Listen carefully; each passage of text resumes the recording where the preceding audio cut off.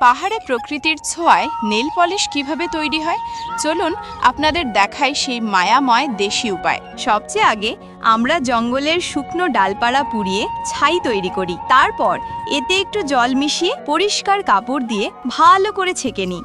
এতে আমরা পাই alkaline base, যা নেইল পলিশের মূল ভিত্তি।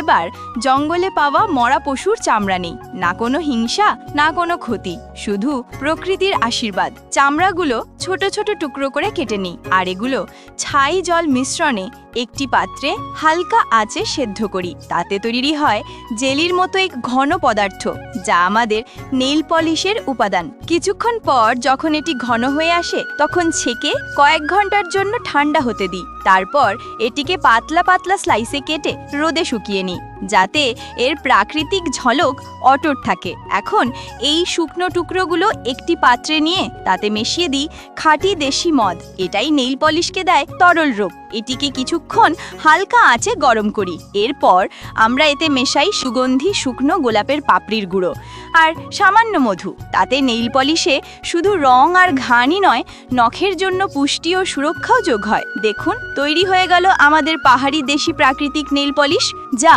নখকে শুধু সুন্দর আর উজ্জ্বলই করে না, বরং তাদের মজবুতও করে তোলে।